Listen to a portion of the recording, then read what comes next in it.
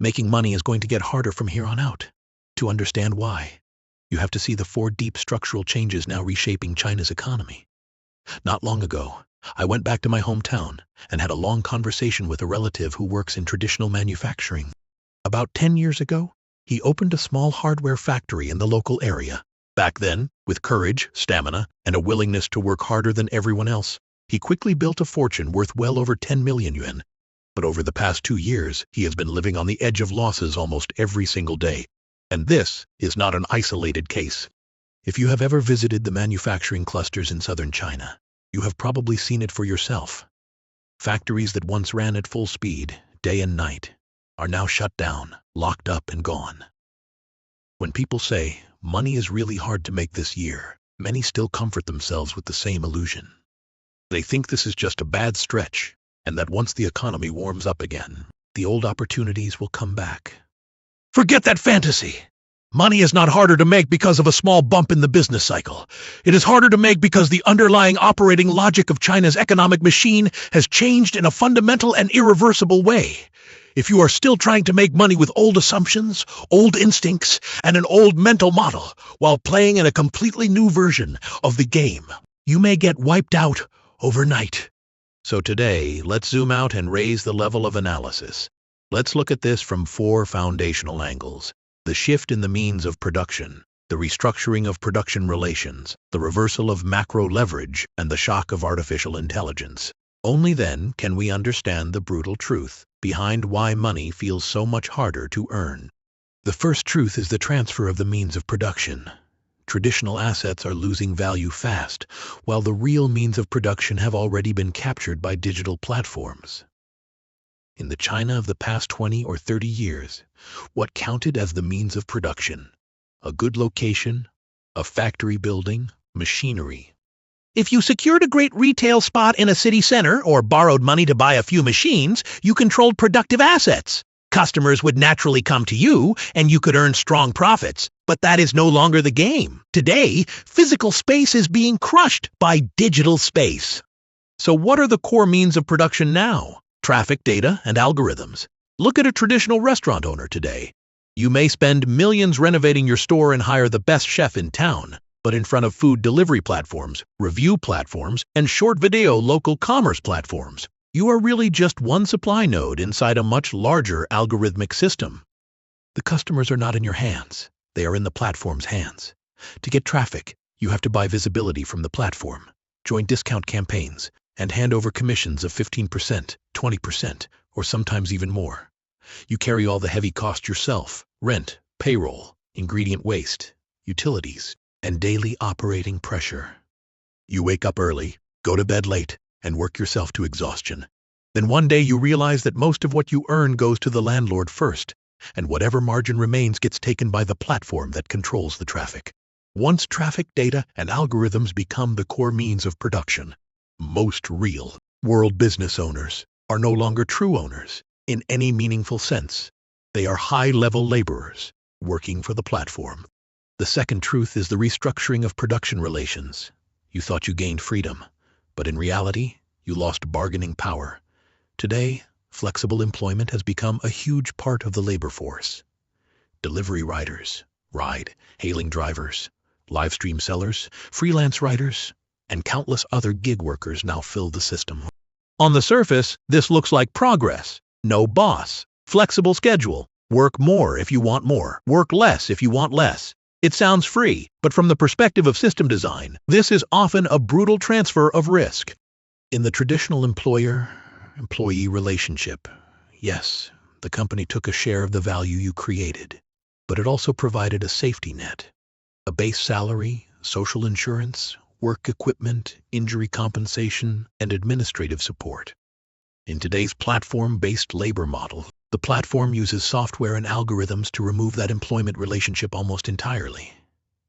What used to be a company responsibility is now pushed onto the individual. Take a ride-hailing driver as an example. You buy the car yourself, pay the insurance yourself, bear the depreciation yourself, and take on the maintenance costs, fuel costs, and financial risk. What does the platform provide? An app. That is it. Then, The platform uses algorithms to adjust commission rates and dispatch rules in real time. When drivers are scarce, the platform raises prices to lure you in. When too many people flood into the market, the algorithm immediately drives prices down. Then, you find yourself working 14 hours a day just to stay afloat. In this kind of production relationship, ordinary people lose the ability to negotiate. You are not really building your own business. You are bringing your own tools, carrying enterprise, level risk, and earning a wage that may be little better than survival pay. Meanwhile, the platform scales, without limits, using your labor, your vehicle, your time, and your risk as the cheapest possible infrastructure. The third truth is the reversal of macro leverage. When everyone is saving and paying down debt, your income is almost guaranteed to shrink. Over the past 20 years, China experienced one of the most extraordinary wealth booms in modern history.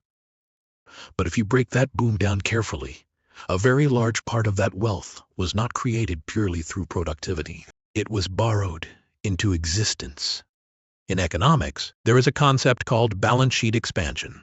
When households and businesses feel optimistic about the future, they are willing to take on leverage. Companies borrow to expand. Families borrow to buy homes. Money gets borrowed, spent, circulated, and turned into someone else's income.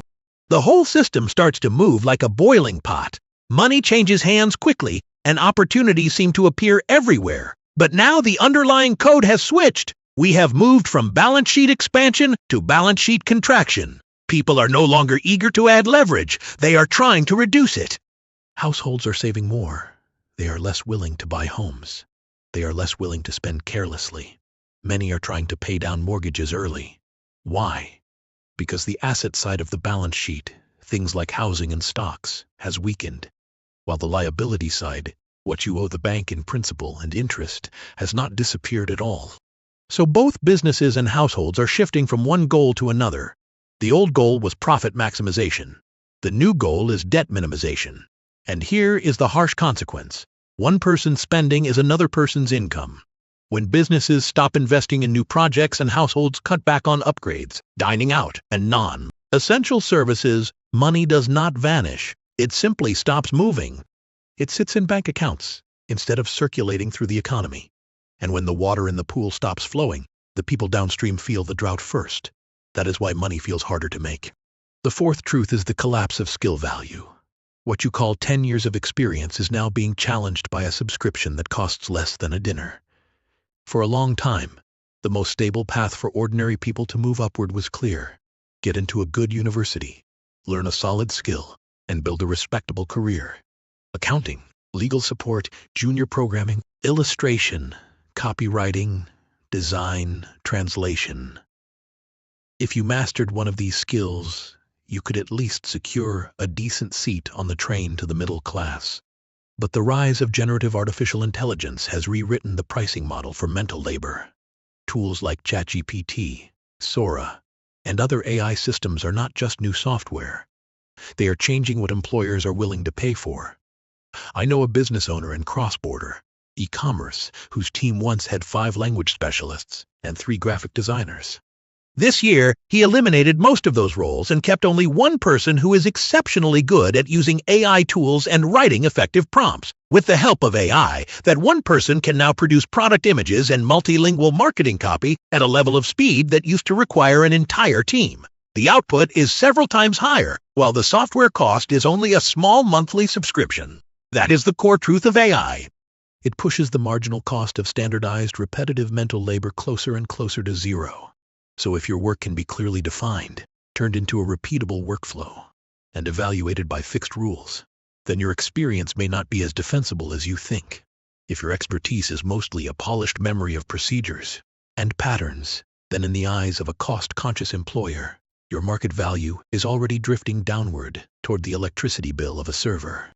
So what is the way out for ordinary people? Breathe, stay open, and update your operating system. After hearing these 4 brutal truths, you may feel suffocated. But this is not a message of panic. I am laying the problem out clearly so you can stop clinging to illusions. When the old rules break down, a new dividend period begins for those who can adapt faster than everyone else. In a game that has become this difficult, ordinary people do not need more blind effort. They need a new survival strategy. They need a real upgrade. First, capture new productive assets. Build digital assets. If storefronts, factories, and traditional fixed assets are no longer the strongest source of power, then build assets that cannot be taken from you so easily. Your personal brand, your private audience, your digital content, your writing, your videos, your insight, and your community. That is where you begin to regain pricing power. Second, redesign your production relationship. Become a high-leverage individual. Do not stay trapped as a replaceable screw inside a giant system or as unpaid infrastructure for platform algorithms. Use AI as leverage. Go deeper into your field, sharpen your specialization, and stop selling time and start delivering outcomes. Build yourself into a one-person company. Third, upgrade your moat. Offer value that cannot be easily replaced. AI can process knowledge, but it does not have lived experience, real human intuition, or responsibility in the physical world. In the future, the most valuable things will not be simple knowledge transfer. They will be judgment, insight, emotional intelligence, credibility, and deep human trust. This era is punishing people who stop thinking and rely only on blind hard work. But it is also rewarding, at an incredible scale, the people who can see the pattern, understand the shift, and move with the new rules instead of against them.